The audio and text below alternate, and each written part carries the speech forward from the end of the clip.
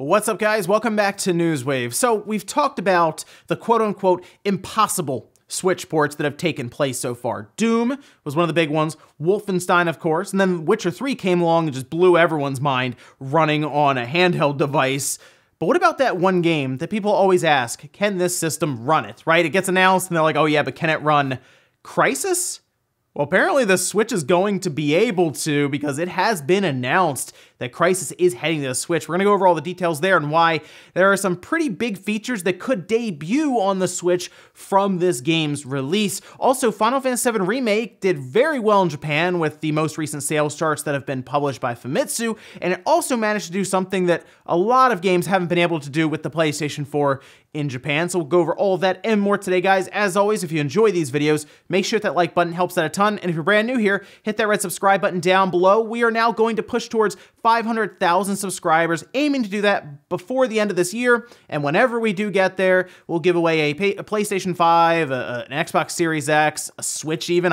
They might all be the same price by then. Who knows? We'll see. Switch is like $500 now. But when we get to that point, we will give away a game console of the winner's choice. We'll have a big contest. It'll be a fun giveaway. So make sure you subscribe down below. And we're going to start today with a game that I liked quite a bit on the Nintendo 64, and that's Star Wars Episode 1 Pod Racer.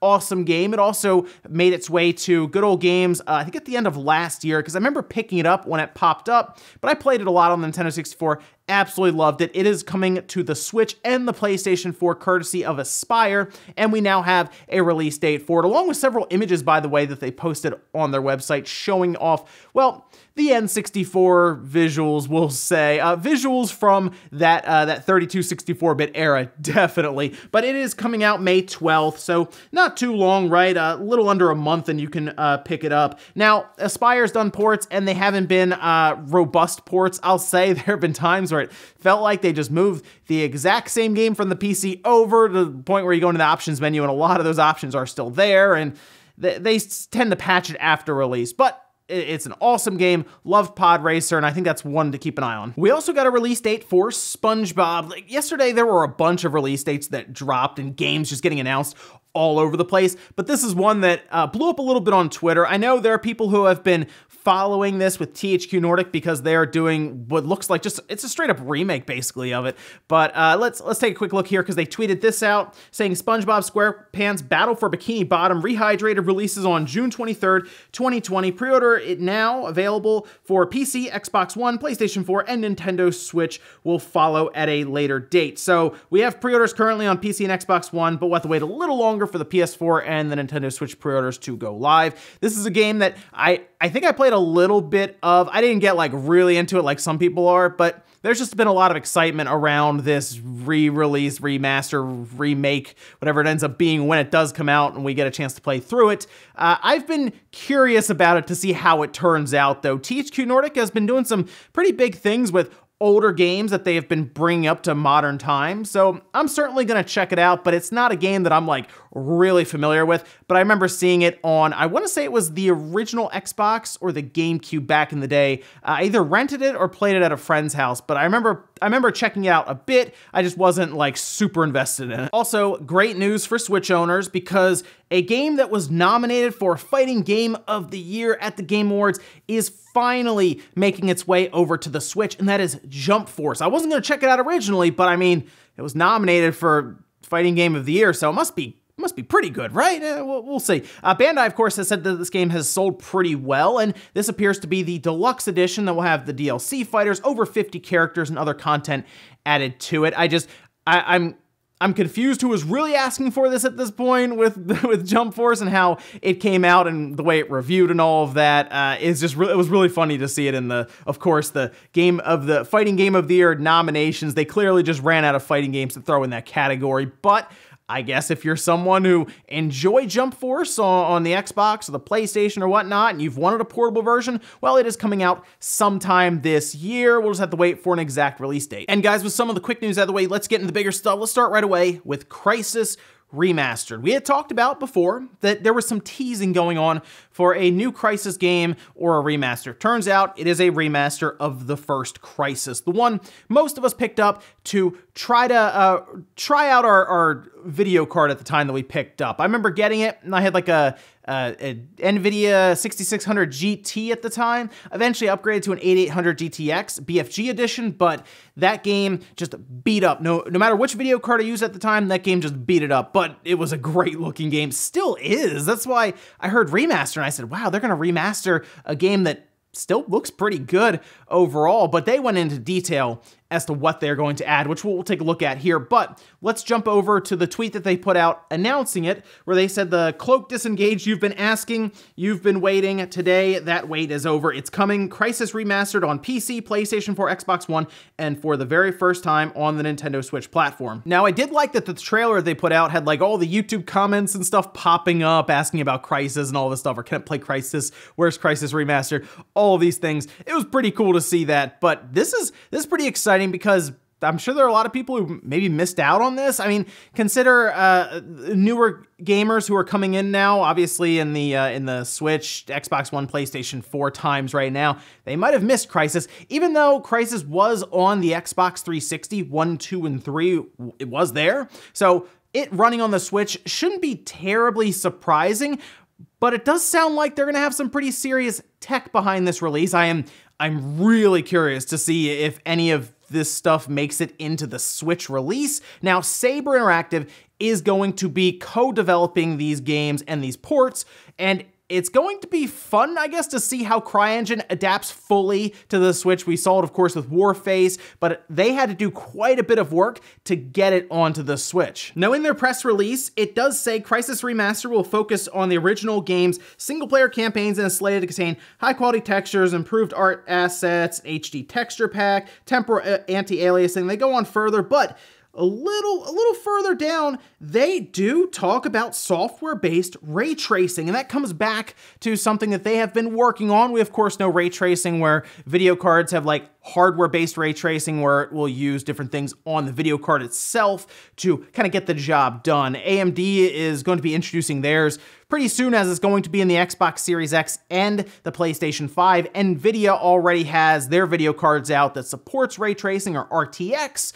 and some of us may already have those video cards and have been using them. So to hear about a software-based ray tracing that the CryEngine would be implementing is interesting to consider, because that means that it will most likely, as they say here, be used on the PlayStation 4, the Xbox One, of course the PC, which, by the way, Crysis Remastered on the PC is gonna look obscene. Like, it's gonna look very impressive, so I'm excited for that. But then to also think about it going to a lower powered chip like the Tegra X1 is also exciting, and I don't know if they'll do it because I feel like there are gonna have to be some cutbacks that Saber will make, and Saber's become, by the way, possibly the best porting studio for the Switch at this point. I mean, their portfolio is growing rapidly. We're talking about another game that they're porting here in a minute, but like Panic Button was always the studio we'd look towards, and they've been pretty busy with like one project kind of at a time that they're putting out, whereas Saber is going crazy, moving all kinds of stuff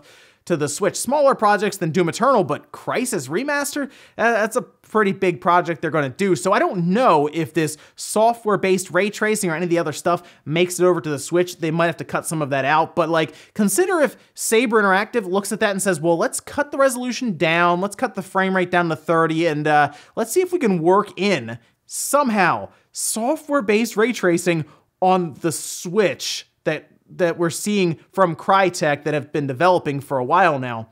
That would be some impressive stuff. But hey, if anyone asks you at this point, can the Switch play Crysis? You can say, hey, this summer it will. Next up, let's talk about the Famitsu sales charts that does give us our first real look with actual numbers for Final Fantasy VII Remake. And we're gonna start with the top 10 here with, yes, Final Fantasy VII right at the top there, 702,853. These would be the physical copies tracked. We're not 100% sure on the digital copy sales, but a lot of us are kind of assuming that because of the current situation with the virus in the world right now, that a lot of people opted to download it and stay home. But then we have Animal Crossing at almost 292,000 copies sold. By the way, that's a 3.2 3 million copies already. It is going to be passing Pokemon Sword and Shield pretty soon, possibly next week even, depending on how much it sells over the course of this next week, because that would be pushing it over 3.5 million at that point. That's insane for Animal Crossing. And then right below that, we have Resident Evil 3, Mario Kart 8 Deluxe, One Piece on the PS4, and then the Switch, Super Smash Bros. Ultimate, Ring Fit Adventure, Pokemon Sword and Shield, and then Super Mario Party. Now, jumping over to the hardware, we see the PS4 with a fairly large jump, up to 79,000 units. Right below that, the Switch at 25,313, seeing some massive supply constraints, by the way. That is a huge drop down from 154,000 the week prior. Below that, the 3DS 1,614, and then the Xbox One at 34. So something I've been noticing as games come out for the PS4, the only one that I remember really pushing those systems was like Monster Hunter. Other ones tend not to really push the PS4 up that much. Final Fantasy VII Remake appears to have done that here. Yes, it pushed it up to 79,000, so it was technically the #1 hardware for the week, and it's hard to say. I mean, I assume that the Switch, if it wasn't supply constraint next to Animal Crossing, would have still sold well over 100,000 units without too much issue, so most likely the Switch would have still been the #1 hardware that week, right? But I will say, if Final Fantasy VII Remake was not there, the PS4 still probably would not have been #1 hardware for the week, as it still had a hard time breaking 20,000 units. So yes, I understand, Switch, supply constraint, still give props to Final Fantasy VII and the ability for it to sell PlayStation 4 systems. That was the idea of the timed exclusivity, so good jump there for the PS4. Now, Final Fantasy VII Remake appears to be pretty much tracking straight on with Final Fantasy 15. It's like right there. Final Fantasy 15 appears to have sold about 10,000 more copies, according to Famitsu, when it launched, but of course it had a different situation around it with possibly more physical copies selling. We'll see if Square gives us any kind of announcement going forward as to how it's been doing, like if it hits a milestone of like 3 million units or 5 million units, something like that, and then they come out and actually tell us straight up like raw numbers for it. Otherwise, we'll be tracking through Famitsu, and whenever the MPD drops, we'll find out there as well. Now, if we go back to Kingdom Hearts, that's sold a little over 600,000 copies on its week debut in Japan. So far, yeah, Final Fantasy VII Remake is doing very, very well. It is, of course, behind some other big releases like Monster Hunter World. When that dropped, that was over 1 million, no problem. So Final Fantasy VII Remake isn't like one of the best releases ever in Japan on like a PlayStation 4 system, nothing like that, but it's doing pretty well. So good to see there. People still like Final Fantasy VII, shocker, right? And hey, there's gonna be more copies to look forward to, more games in the series going forward. I assume the next one is probably on the PS5, so hey, we'll see how it can pull the PS5 along in its more earlier years when most likely everyone in Japan doesn't already have one. Next up, let's talk about another one of those, I guess, quote-unquote impossible ports. It's kind of, I guess, the way you look at it, because according to Saber, that's right, Saber Interactive once again porting something else pretty big to the Switch. World War Z is making its way over. It's currently in development. This was during an interview with IGN. This is what the CEO at Saber had to say. Keep in mind that we are rendering scenes with hundreds of enemies and 4 players online. Getting this to run on the Switch is the hardest thing that we have had to do. This is true even though we are porting our own Swarm engine over to the platform. See, they're just porting a whole other engine over, right? Saber is doing some big things. I will give them that. But keep in mind, they are also the same company or same development studio that moved Witcher 3 over. They are saying this is more difficult, and if you've played World War Z, I've played it some. I was never really into the Left 4 Dead stuff, but it made its way, I believe, to Game Pass and others, and I remember checking it out, and it's fun, but again, I've never really been into what basically was the swarming zombie type games. Left 4 Dead was really only fun for me when I had friends to play with, and when it was just like me, it was just, I don't know, it wasn't that fun for me. But World War Z has a ton of enemies on screen, rushing you all over the place. So to see that on the Switch will be interesting, but I have to give Saber credit.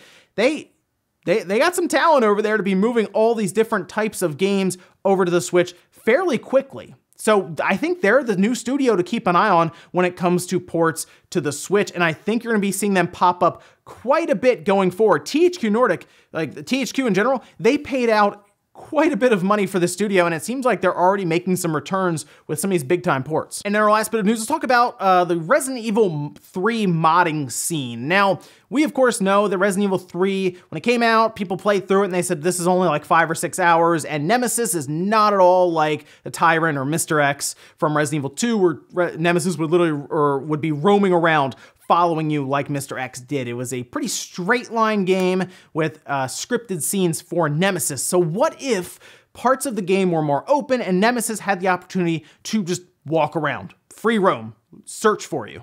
That would be terrifying, right? For a lot of people, yes. So what if modders went ahead and started opening up parts of the city for you to walk around and have Nemesis follow you and try to figure out if Nemesis can find his way through different parts of that environment? And it looks like that is happening. You can see the video here. This was posted by Nye, and you can see just kind of traveling around the city with Nemesis behind, and there are some pretty interesting things happening here. One, Nemesis is able to find his way around without too much issue, and what's really neat, as you can see in the video, Nemesis is like ducking under doorways, kind of pulling himself through and all this. It does look like Nemesis could have, I will say, free roamed a bit after you while you're running away or trying to complete puzzles or missions, or they could have done a bit more, I think, with Nemesis. It's interesting because we of course know that there is content cut from it. We did see a more scripted big enemy in the game, and it is a shame because it would have been pretty cool to see Nemesis roam around and try to chase you down at certain points. Maybe not all the time. Like, there are times in Resident Evil 2 where obviously Mr. X wasn't right there behind you, but to have even like a section of the game that maybe acted like a main hub thing, kind of like the police station sort of, where Mr. X or Nemesis could chase after you, would have added, I think, an extra touch to the game, and it feels like, anyway, they could have done it. So at this point, keep an eye on the modding scene because it looks like they're going to open Resident Evil 3 up and try to do just that. And we'll finish up with the comment of the day, as you're seeing here. This is from the Wobbly Emily saying, plot twist, the component prices raised too after this video. So I did look around a little bit because I'm like, all right, people want to see this happen. Let's see what we can do. So I start looking around. Turns out, yeah, some of the component prices are higher than I remember them being for the Switch by a fair amount. So I started kind of throwing these into a cart just to see, and the prices added up pretty quick. So what I might do, just to show you guys what I'm talking about, is maybe we'll do a video coming up where we go through and I try to show you what it would actually cost to build a Switch in real time. Like, we go on eBay, which is where most people will go for parts, and just start throwing them in a bin and see what our price ends up being. Like, how long until we get to close to retail price. So that's maybe a better video idea. I could already build a Switch with all the parts I have, so maybe trying to see if we can even part one out is the way to go. And ladies and gentlemen, that's gonna do it here for Newswave. If you enjoyed this video, hit that like button, really helps out. If not, hit the dislike. Leave comments down below about everything we talked about today, whether it is Crysis going to the Switch. Is that surprising to you to see that done? It was on the 360, but consider this, Crysis going to a platform that can be held in your hands and taken on the go. That is, I think, surprising to a lot of people, especially if you were around during the PC days when Crysis released and you had your very expensive video card just getting smacked around by this game. Also, what do you think about Final Fantasy VII Remake sales so far? World War Z getting a port. Is Saber the best porting studio for the Switch right now, especially after this past year? Let me know about that down below as well. Thanks guys for watching. Have a great weekend. I'll see you back here Monday morning, 8 a.m. Eastern time for Newswave.